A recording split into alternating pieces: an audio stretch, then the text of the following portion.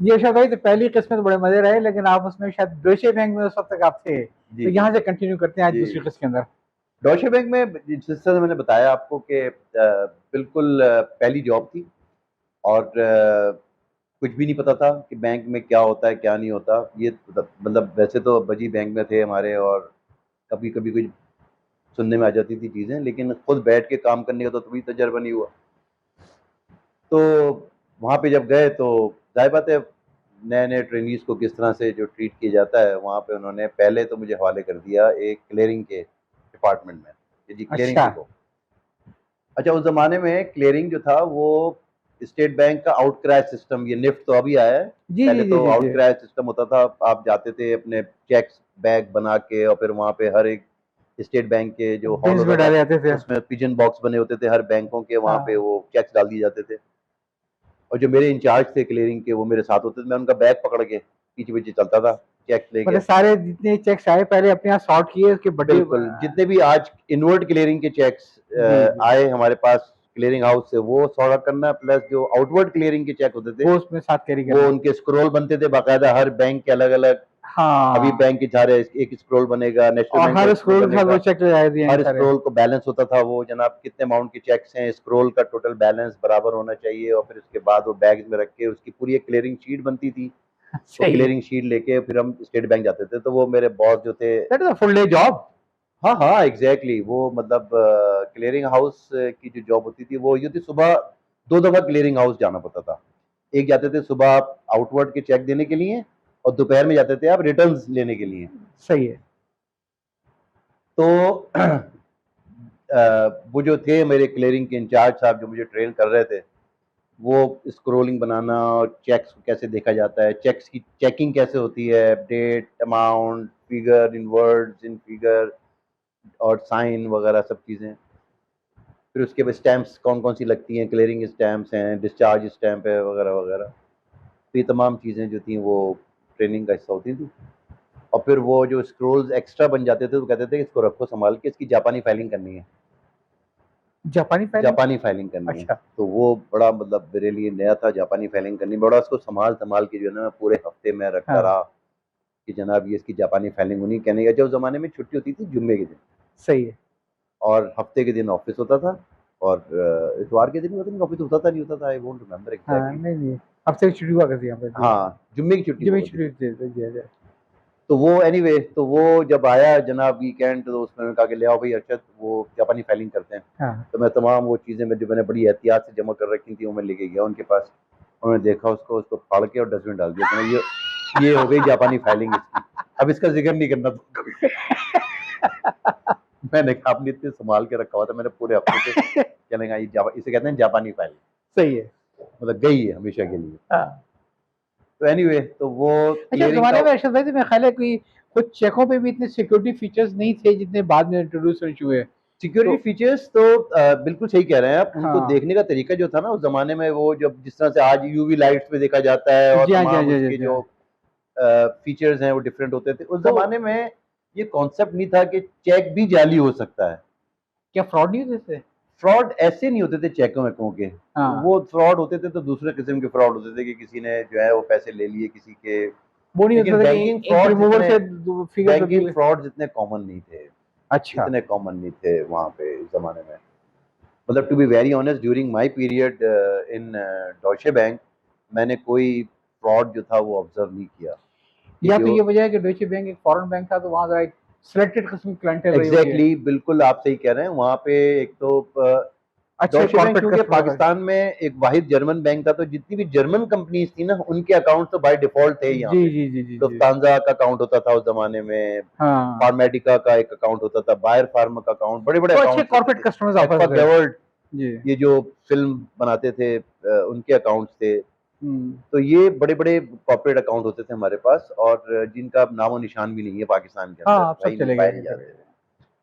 अच्छा, उस जमाने में पाकिस्तान में कोई दर्जन से ज्यादा फॉरेन बैंक्स थे जी जब मैंने बिल्कुल। बैंकिंग शुरू करी है। और ये प्राइवेट बैंक तो कोई भी नहीं थे, जाहिर बात है, ये तो नवाज शरीफ की गवर्नमेंट आई है जी, बाद में, तो उन्होंने बाद में 1993 के बाद जी हाँ। इसका लाइसेंसेस दिए हैं। बट ये Deutsche bank, Grindlays bank, Standard Chartered, ABN, जी हाँ। और Dubai bank, Mashreq bank, Rupali bank और इंडोस्विस बैंक और सोसाइटी जनरल भूल गया। सोसाइटी जनराले, एग्जैक्टली ये मतलब काफी फॉरेन बैंक्स थे जो कि उस एक एक जमाने में करके काम चले कर रहे थे। गए। सब चले गए आहिस्ता आहिस्ता करके और अभी इस वक्त पाकिस्तान में तो शायद सिर्फ स्टैंडर्ड चार्टर्ड मेरा और ख्याल है डॉचे बैंक बैठा हुआ कि है। मेरा ख्याल है कि मसला सिर्फ बैंक ऑफ पाकिस्तान। टोक्यो था बहुत जी जी अहम जी। इशू। मसला मेरा ख्याल है कि सिर्फ पाकिस्तान का क्रेडिट रिस्क नहीं था, बल्कि जो इंटरनेशनल रेगुलेशन जो हुए थे जिसमें उनकी रिक्वायरमेंट बड़ी सी है, तो वो ब्रांचेस को बाहर मेंटेन करना, जो मेरा ख्याल है कि कैपिटल रिक्वायरमेंट वो बिल्कुल सही बात चीज़ें। है। कई कई रीजंस जी। थे उनके जिसकी वजह से कि उन्होंने अपने पाकिस्तान ऑपरेशंस को और वाइंड अप बहुत किया ज़्यादा और मेरा चले ख्याल है गए। कंप्लायंस के इश्यूज, जो यकीनन जापान में कुछ होंगे, पाकिस्तान में कुछ बिल्कुल होंगे, सही बात है। उनको रेगुलेट करना। बिल्कुल सही बात है। बिल्कुल सही बात है। और देखिए with the passage of time जो हमने एक ट्रांसफॉर्मेशन देखी ना ऑडिट के अंदर भी, जी वो भी बहुत आई। अब मैं आपको बताता हूँ कि डॉचे बैंक में 10 साल में रहा इनिशियल स्टेज पे। मेरे ख्याल में शायद एक दफ़ा मैंने स्टेट बैंक ऑडिट देखा है 10 साल के अंदर। खैर स्टेट बैंक में भी बड़ी ट्रांसफॉर्मेशन आई है। Exactly exactly। और फिर उसके बाद चेस मैनहट्टन बैंक 1992 में मुझे फिर ऑफर हुई चेस मैनहट्टन बैंक से, तो मैं वहाँ पे आपने ऑपरेशंस के स्टेट अंदर। बैंक की बात की तो मैंने स्टेट बैंक के दोनों फेज देखे हैं। पहला फेज वो भी देखा है कि जब स्टेट बैंक के ऑर्डर जब आते थे इत्तेफाक से, तो हमें मालूम था इनकी क्या रिक्वायरमेंट है। बिल्कुल। एक तो इनको टेलीफोन लाइन चाहिए डायरेक्ट, NWDG निकाल कर सके। हाँ। दूसरे कहते भाई बताओ किस दिन क्या खाने को मिलेगा, क्या पीने को मिलेगा। उनका ज़्यादा फोकस मैंने देखा था ये गालबन 92-93 वार में ये था कि वो बिल्कुल एक प्योर गवर्नमेंट ऑफिस था। डॉचे बैंक में जो मैंने ऑब्जर्व किया ना, एक दफ़ा स्टेट बैंक की टीम आई थी, वो भी सिर्फ ज़कात के लिए, जी कि ज़कात की जो कटौती होती है, ज़कात की जो फंड्स कलेक्ट किए गए वो कितने हुए, कितने होने चाहिए थे और कितने स्टेट बैंक की आपने ट्रेजरी में जमा कराए, उसको उन्होंने देखने के लिए आए थे। वो अदरवाइज वो कोई जी। ऑपरेशन देखने के लिए नहीं मैं आए तो थे। वो दौर कह रहा हूँ कि जब स्टेट बैंक इतना प्रोफेशनल नहीं हुआ था, तो उस हाँ। दौर में हमने जो स्टेट बैंक के ऑर्डर भुगते हैं, तो उनका ज़्यादा इंटरेस्ट में होता था कि भाई आज KFC है तो कल मंडवी है, और कोई लिस्ट भी नहीं थी। लेकिन जब उनका ट्रांसफॉर्मेशन हुई है तो क्या कमाल के प्रोफेशनल लोग थे। आपको याद है बहुत। जब मैं मीज़ान बैंक में डॉक्टर कंपनी इरशद के सेक्रेटरी था, ज़माने में बेसिकली। तो अक्सर बादशाह पढ़ता था, जिस चीज़ को छुपाओ पहले वही उंगली रखते थे हाँ कि हाँ, ये नहीं समझाओ ज़रा मुझे। अब उनका अब तो खैर बहुत ज़्यादा आगे निकल गए हैं ये और लोग। गालबन और सिवाय चाहे कि किसी किस्म की कोई फेवर नहीं लेते बैंकों नहीं, से वो। बिल्कुल सही बात है और बहुत ही प्रोफेशनल एटीट्यूड के साथ जी जी जी। अब ये ऑडिट करते हैं। और अब तो जो उस जमाने के अंदर तो मैनुअल चीजें हुआ करती थी, हमारे वॉचेस भी मैनुअल बना करते थे डॉचे बैंक के अंदर। जो पोस्टिंग होती थी वो भी बड़ी NCR 299 मशीन होती थी जिसमें वो पूरा एक स्क्रॉल लगा के और फिर हर कार्ड जो था वो कस्टमर का अलग अलग पंच होता था। तो it was totally a different ball banking जो डिफरेंट कि है। देखी गई थी वहाँ पे ऑर्डर्स बनना है, उसकी रिकन्सिलिएशन हैं, डिमांड ड्राफ्ट बड़े कॉमन होते थे उस जमाने के जहाँ अंदर, अब तो जहाँ खत्म हो गए। वो होता था प्लस फॉरेन रेमिटेंसेस आना जाना, उनकी कन्वर्जन। तो ये बेसिक जो बैंकिंग थी जी जी। ऑपरेशन से रिलेटेड ब्रांच बैंकिंग की, इसकी सही मायने में जो मेरी ट्रेनिंग हुई है और जो लर्न किया है ना, वो डॉचे बैंक के पीरियड में किया। अच्छा। और फिर यकीनन जिस तरह से मैंने बताया था कि फादर की डेथ हो गई थी, फैमिली थी, एक मज़ीद और बेहतरी की तरफ जाने की कोशिशें रहती थी, तो 1992 में I got an offer from Chase Manhattan bank, is an American bank. और उसको मैंने ज्वाइन किया 92 में। और उसमें एक बदकिस्मती ये रही कि 1994 में they have wind up their operations from Pakistan and the bank sold to Pakistan operation sold to Muslim commercial Bank. अच्छा। वो एक बहुत बड़ा टर्निंग पॉइंट मेरी लाइफ के अंदर जो था वो आया था, क्योंकि मेरी जो इब्तदा हुई थी प्रोफेशनल कैरियर की वो एक प्राइवेट फॉरेन फॉरेन बैंक्स में बैंक हुई से। थी। उसके बाद भी मैंने एक प्राइवेट फॉरेन बैंक में जॉब की और उसके बाद जो आँख खुली तो पाया अपने आप को MCB के अंदर। MCB जाके तो लिटरली मैं बहुत परेशान हो गया। काफी कल्चरल डिफरेंस होगा है। बहुत डिफरेंस था, यानी कि आप ये देखिए कि वहाँ पे 5 बजे तो लोग जाने की तैयारियां मुंह हाथ जा धोना शुरू हो जाते थे कि जनाब टेबलें साफ होनी शुरू हो गई, और 5 हाँ बजे और 5:15 बजे तो बिल्कुल अंधेरा छा जाता था। सही है।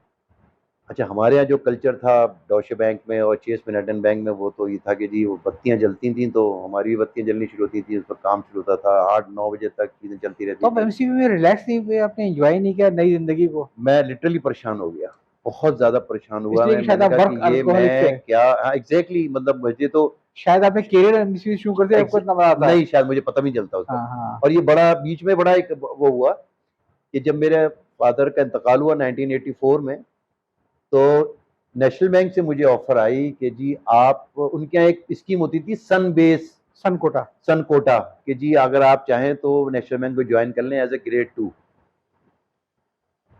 तो it was little fascinating at that time कि जी ग्रेड 2 की जॉब है, उसमें ये भी मराहत हैं वो भी मराहत हैं, और तनख्वाह भी कुछ 1000 रुपये शायद ज़्यादा थी, 1500 रुपये।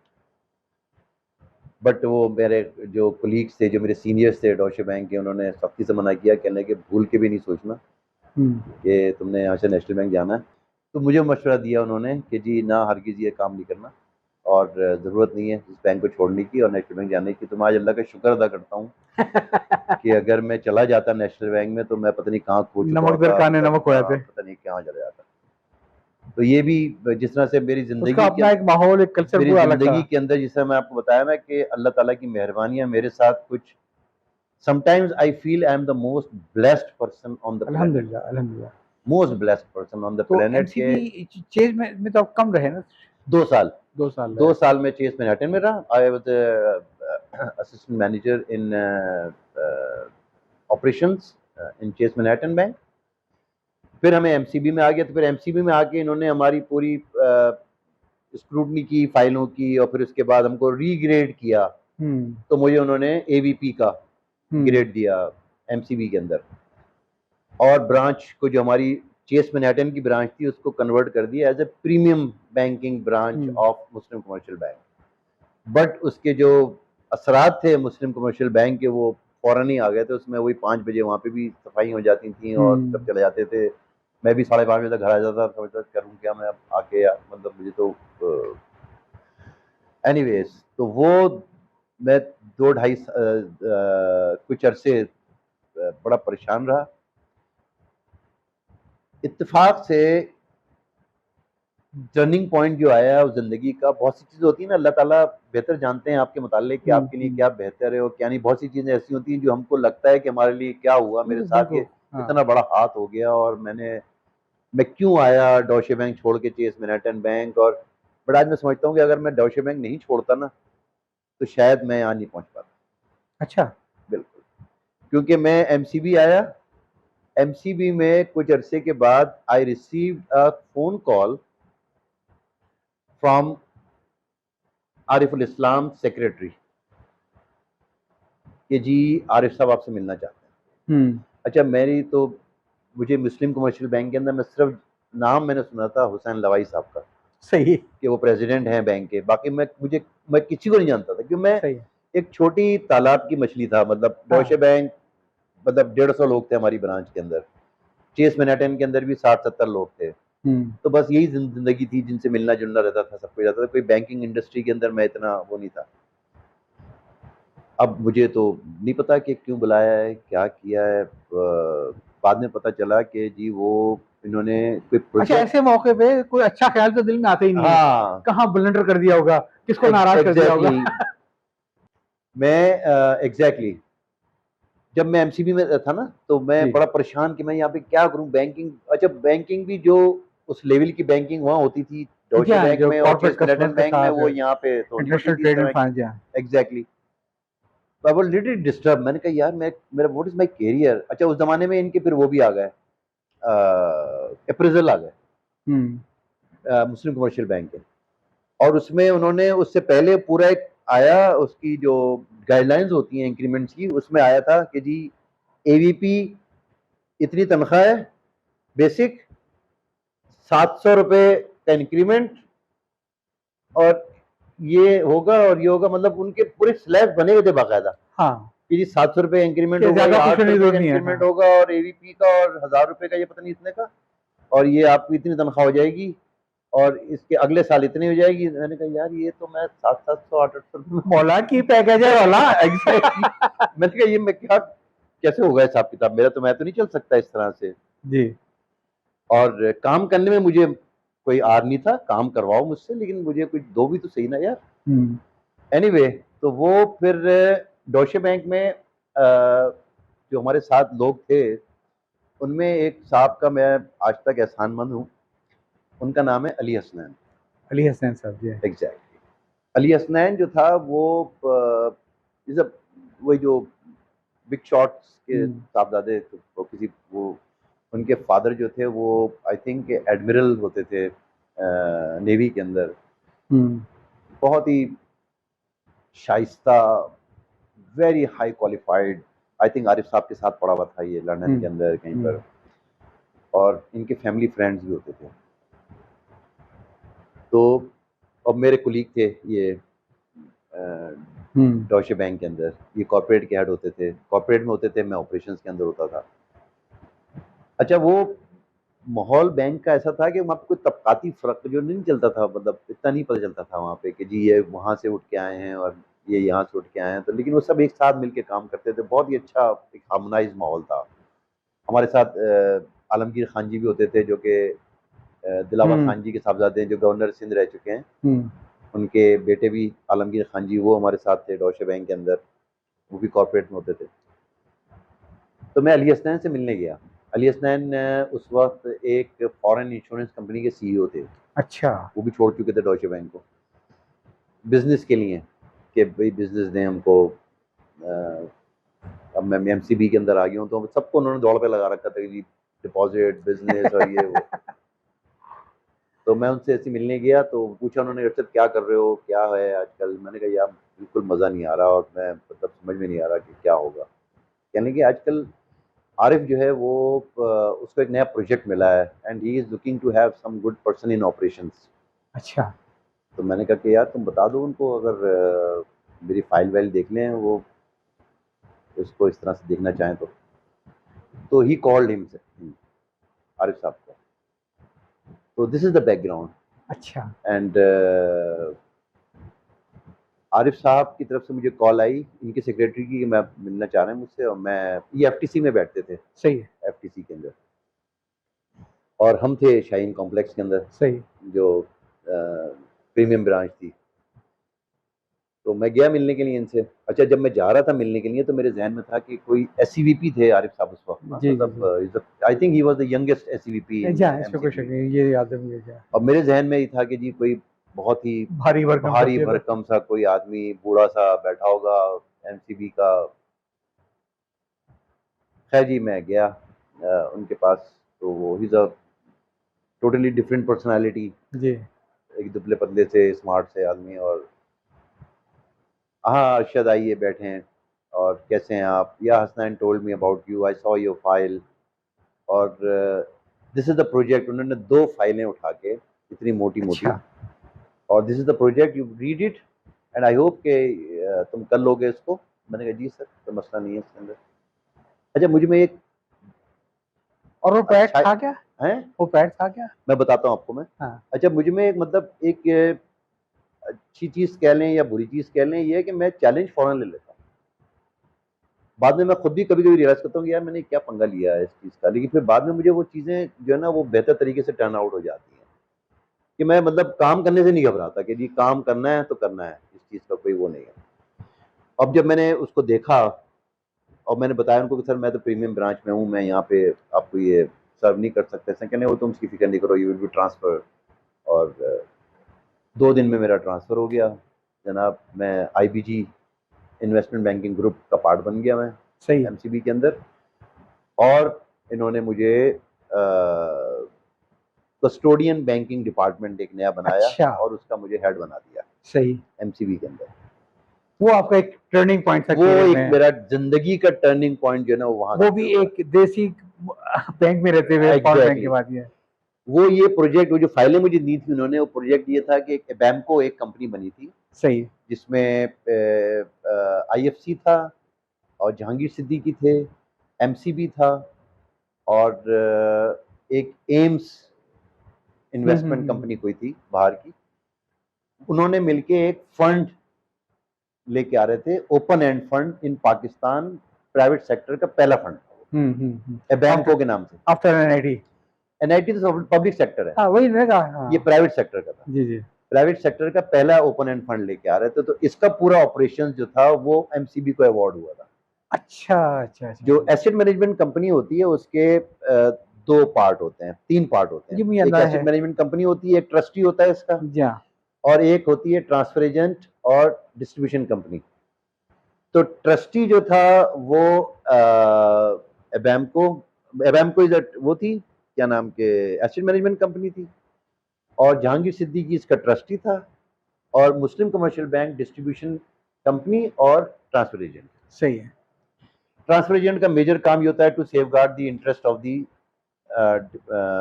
यूनिट होल्डर्स, और उनका पूरा ऑपरेशन सीडीसी काम कर रही है। सीडीसी ट्रस्टी का काम करता है सर। अच्छा जी जी जी। और अच्छा हाँ, ट्रांसफर सही है। हाँ एग्जैक्टली। फिर बाद में मैंने जब मीज़ान बैंक में आया था तो मैंने ये ऑपरेशन पूरा अलमीज़ान का भी अपने पास ले लिया था, रेप्लिकेट के। एग्जैक्टली। बट एनीवेज उस वक्त की बात मैं करता हूँ। तो वो पूरा ऑपरेशन, अच्छा मैंने तो कभी जिंदगी में ओपन एंड म्यूचुअल फंड और क्लोज्ड एंड म्यूचुअल फंड ये तो मुझे लिबे नहीं पता थी इस चीज़ों की, लेकिन बहरहाल वो फाइलें देखी, पूरा पढ़ा, और उसके बाद मैंने उनका मैनुअल बनाया है। वो मैनुअल मुझे अच्छी तरह याद है, जो मैंने बनाया था वो आरिफ साहब को मैंने दिया, और आरिफ साहब ने उस वक्त एमसीबी के बहुत ही स्ट्रॉन्ग पर्सनैलिटी थी, रज़ाक आदम, जो अच्छा। कि दवाई साहब के बहुत राइट हैंड होते थे और क्रेडिट के बड़े थे। तो उन्होंने भी उसको आरिफ साहब को कहा कि बहुत अच्छा मैनुअल बनाया है, किसने बनाया है ये, और ये इसको फिर हमें दीजिएगा, बनाइएगा, वट एवर इट इज। तो वो हमने उस फंड को लॉन्च किया, सिस्टम्स बनाए, उसके ऑपरेशन सेटअप किए, ट्रांसफर एजेंसी और डिस्ट्रीब्यूशन कंपनी के। In the mean time Arif साहब left MCB and join Faisal bank, वहाँ चले गए, और आरिफ साहब की जगह एक और साहब आ गए थे इन्वेस्टमेंट बैंकिंग में। अच्छा, अगर हम 2 मिनट की इस बात को यहीं पे रोकें, तो मैं देख रहा हूँ कि अब तक की जो गुफ्तगू हुई है उसमें जो मुझे जो टेक अवे मिल रहा है अपने उन सुनने वालों के लिए जो यंग बैंकर्स हैं, कि आपने कहा कि मेरी कामयाबी इसमें थी कि मैं चैलेंज ले लिया करता था। हाँ। क्योंकि मैंने देखा है कि 2 किस्म के होते हैं बैंक मुलाजमीन। एक तो जब उनको कोई नया काम दिया जाए तो उनके चेहरे जो है यूँ उतर जाते हैं कि मेरे पर पहले इतना काम का लोड है, ये नई चीज़ है। लोग अपने कंफर्ट जोन में जिंदा होते हैं, कि क्लिनिक तो मैं संभाल लूंगा ना, ये कस्टमरशिप नई चीज़ आएगी, क्या फायदा इसका। जी बिल्कुल, लेकिन लाइफ में वो लोग जीतते हैं जो हमेशा नए चैलेंज को आगे बढ़ और मैंने करते आपको हैं। बताया ना कि उसने मेरी जिंदगी को चेंज किया। हाँ। मैं मतलब एक मखसूस ऑपरेशंस का जो एक एक, एक पैराडाइम थी ऑपरेशंस की, मैं उसमें चल रहा था, और ब्रांच ऑपरेशंस, और आप स्टेटस को से निकल आए। एग्जैक्ट मैंने उसको उससे बाहर वो कैसे, मैंने कोई पर्पसफुल नहीं था, मैं क्या हाँ, सोचा हो मैंने कि अल्लाह मैं मियाँ ने निकलूंगा, मौका ये दिया अल्लाह और मियाँ ने आपने मुझे उसको कैश मौका किया। दिया, और अल्लाह ताला ने मुझसे वो काम करा लिया। जी जी जी। उसके बाद क्या हुआ कि जी फिर मैं जिसने बताया कि आरिफ साहब चले गए फैसल फैसल में बैंक, और वहाँ पे एक नए हेड आ गए, और मैं अपना काम में लगे रहे। कंटिन्यू करता रहा। इसमें एक वाक़या ऐसा हुआ कि जिसने मजीद मेरी जिंदगी के अंदर अगला मोड़ जो है वो लेके आया। वो क्या था? मैंने जिस तरह कस्टोडियन बैंकिंग डिपार्टमेंट जो बनाया था ना, उसका हाँ। काम था ये एबैमको के फंड्स लेना, और दूसरा एक काम था ये था कि जितनी भी ये उस जमाने में शेयर मार्केट का जो काम होते थे, तो कस्टोडियन बैंकिंग का जो डिपार्टमेंट था वो बहुत पॉपुलर था उस जमाने के अंदर बैंकों के जी। अंदर। सिटी बैंक काम करता था, स्टैंडर्ड चार्टर्ड करता था, डॉशे बैंक करता था, उसमें करते ये थे। उस वक्त सीडीसी तो था नहीं, उस वक्त स्क्रिप्ट होते थे, ट्रांसफर डीड होती थी, जी जी जी जी। और ये रखी जाती थी किसी सेफ जगह पे कंपनीज की। उस जमाने में पीटीसी याद है पीटीसीएल मुझे। के वाउचर्स जो थे वो कन्वर्ट हो रहे थे शेयर्स जी के जी जी अंदर। जी। तो हमने भी ये काम शुरू किया था मुस्लिम कमर्शियल बैंक ने, जिसमें वो लोगों के शेयर्स जो था वो रखता था अपने पास, हाँ। और एक कस्टोडियन बैंकिंग की फीस लिया करता था। सही है। अक्सर बेशतर उसमें जो बायर होते थे ना, वो फॉरेन होते थे, पाकिस्तान से बाहर के लोग होते थे, जो कि पाकिस्तानी स्टॉक मार्केट के अंदर इन्वेस्ट करते थे। अब इन्वेस्ट तो कर लिया, शेयर खरीद लिए, तो शेयर रखें कहाँ? तो ये बैंकों के पास ये सर्विसेज थी, तो ये वो सर्विसेज लिया करते थे। एमसीबी में जो मेरे सीनियर थे उस वक्त, उन्होंने शायद कुछ डील्स करी अपनी पर्सनल, उसमें उनको लॉस हुआ, तो लोग उनके पीछे पड़े, उनके पीछे पड़े तो उन्होंने कहा कि जी हमें शेयर्स दो, तुमने पैसे तो दे नहीं रहे हमको। अच्छा, हमारे पास शेयर्स मिलियंस के पड़े होते थे, बिलियंस के, क्योंकि बाहर के लोगों के फंड्स पैसे होते थे, शेयर्स होते थे। And I am the head of custodian over there, I am the chief. वो मेरे बॉस जरूर थे, लेकिन वो उनको ये अलाउ नहीं था कि वो मेरी चीज़ों के सिंगल अंदर, ऑपरेशन से खुद नो कर ले वे, नो वे। उन्होंने मुझसे एक दफ़ा कहा कि एक बहुत मशहूर साहब हैं जो कि पाकिस्तान के, तो वो जो है ना, मैं इनको जानता था क्योंकि पहले डॉशे बैंक में अक्सर बेशतर हमारे जनरल मैनेजर थे, उनसे मिलने आते रहते थे। तो ये कहने लगे कि ये इनको शेयर्स चाहिए कुछ बारो करने, 2 दिन के लिए दे दो, 2 दिन के लिए, ये पोस्ट डेटेड चेक दे रहे हैं, हाँ और ये चेक तुम रख लो अपने पास, और 2 दिन के बाद ये चेक तुमसे ले जाएंगे और शेयर्स वापस तुम्हें दे देंगे। मैंने कहा मतलब क्यों ले रहे हैं? सही बात है। ये शेयर्स हमारे तो नहीं है। हाँ कहने लगे ये शेयर्स हमारे नहीं है, जब भी वो आपको ये, मैंने कहा मतलब कर क्यों रहे हैं भाई, वाई? ये शेयर्स तो हमने as a custodian, foreign buyers हमारे हैंगे, उनके लिए रखे मेरा है ही हैं, नहीं है। मेरा, हमारे तो नहीं है ये, तो हम तो पैसे लेते हैं इसको रखने के, सही है। ये हम तो कस्टोडियन है खाली है। तो कहने लगे नहीं, मैंने कहा नहीं ये तो, अच्छा तुम्हारे मंशा साहब प्रेसिडेंट आ चुके थे सही है। एमसीबी के, कहने लगे नहीं इसमें तो मंशा साहब की भी वो है कि उनसे बात हो गई है और ये वो। मैंने कहा सर मुझे तो ऐसी कोई इंस्ट्रक्शन नहीं है मंशा साहब की तरफ से। अच्छा, मैंने मंशा साहब का नाम ही नाम सुना था, जिंदगी में कभी मिला तो था नहीं उनसे मैं कभी। कहने लगे कि नहीं तुम जो है ना वो ऑर्डर नहीं ले रहे हो। मैंने कहा नहीं, ऑर्डर लेने की बात नहीं है, मतलब अच्छा आई वॉज सिंपली एवीपी और वो थे ईवीपी, और मैंने कहा मैं तो नहीं कर सकता इस चीज़ को। ये मुझे लेके मंशा के पास गए, अच्छा, Muslim commercial Bank head office building. सही। दैट डे तस्लीम भाई, वो मेरी ज़िंदगी का दिन, मैं निकलते वक्त मैंने, हालांकि मेरे पास कुछ नहीं था यकीन करें, मतलब नो बैकग्राउंड, मेरे कोई सपोर्टर नहीं, हाँ और मेरे उस वक्त तीनों मेरे बेटे मेरे हो चुके थे, और फैमिली को मैं सपोर्ट करने वाला वाहिद बंदा था। एवीपी तनख्वाही मेरे ख्याल में शायद ज़माने मेरी कोई 30-35 हज़ार रुपये होती थी। मैं बात कर रहा हूँ 1997 की। वहाँ पे गए ये लेके मुझे, जब मैं कमरे के, मैं अपने बंदों से कह के गया जो मेरा डिप्टी थे, ये कि मुझे नौकरी गई। कि ये, मैंने कहा कि अगर ये चाबियाँ रखो अपने पास, और मैं हो सकता है वापस ना आऊँ, मुझे अच्छा, निकाल देंगे, ज़ाहिर बात है कि टर्मिनेट कर देंगे मुझे, कुछ कर देंगे, लेकिन तुमने ये चीज़ें जो है ना ये जाके कंपनी सेक्रेटरी को दे देंगी। सही है। यू सो मच श्योर कि मैं जो स्टेप, हाँ एग्जैक्टली, क्योंकि जो मैं, ज़ाहिर बात है मैं इतना, मतलब मुझे वो एक बड़े ब्रोकर साहब, मेरा डिपार्टमेंटल हेड मंशा साहब, मैंने कहा मतलब कुछ, खैर अल्लाह ताला नियतों का हाल जानता है। मैंने अपनी ज़िंदगी में कभी एक काम नहीं किया तस्लीम भाई, मैंने कभी अपनी ज़िंदगी में चोरी नहीं की किसी चीज़ के अंदर, बिल भी नहीं चुराया किसी का। नहीं। कमाल की आपने बेगम का शादी। शायद चुरा लिया होगा, लेकिन ये कि वैसे अच्छा, नहीं, कभी ज़िंदगी में न मैंने कभी किसी का कोई फ़ायदा उठाना, जिसे कहते हैं ना कि सही है। कैसी किसी पोजीशन पे मैं रहा हूँ अल्हम्दुलिल्लाह रब्बिल आलमीन, लेकिन कोई शख्स ये नहीं कह सकता कि जी ये कोई ज़ाती फ़ायदा हमने उस चीज़ को उठाया। अगर जब भी फ़ायदा उठाया तो ऑर्गेनाइजेशंस का ही उठवाया। अब थोड़ी सी मुझे बेचैनी हो रही है जब अपने बॉस के साथ, और उनके साथ जो पाकिस्तान के आज भी माशाल्लाह बहुत बड़े बिजनेस टाइकून कहेंगे, क्या कहेंगे उनको, तो जब आप पहुंचे मंशा साहब के दरबार में फिर क्या हुआ? मंशा साहब के दरबार में पहुंचे तो मंशा साहब ने बैठे हुए थे सामने, और 4-5 सीटें लगी हुई थी, मैं, वो साहब और ब्रोकर साहब जो थे वो तीनों जाके बैठ गए, और वो जो मेरे बॉस थे उन्होंने मंशा साहब को बताया कि जी जिस तरह की सिचुएशन है, हमको शेयर्स रखवाने हैं और 2 दिन के लिए आ जाएंगे वगैरह। मंशा साहब ने कहा जी आप बताएं क्या मसला है इसके अंदर। मैंने कहा सर देखिए, फर्स्ट ऑफ ऑल तो वी आर अल्हम्दुलिल्लाह, अल्लाह ताला ने उस वक्त में ना मेरी ज़बान लड़खड़ाई, ना मुझे ये हुआ कि मैं किसके सामने बैठा बातें कर रहा हूँ। मैंने कहा देखिए वी आर द कस्टोडियन, हम यहाँ जॉब करते हैं, हम उसकी फ़ीस लेते हैं, और अगर ये बात मीडिया में निकल गई, ये पता नहीं ये जुमला कहाँ से मेरे जहन में उस वक्त आया कि जी ये बात अगर मीडिया में निकल गई तो आप सोचिए मुस्लिम कमर्शियल बैंक की क्रेडिबिलिटी क्या रहेगी। आप यकीन करें, उस दिन मैंने मंशा साहब को बहुत दुआएं दी हैं, इन्होंने 1 सेकंड के तवक्कुफ किए बगैर उन ब्रोकर साहब से कहा कि यार देखिए फेवर करना एक अलग बात होती है, मतलब इसका मतलब ये नहीं कि हमने कपड़े उतार के लटका दें।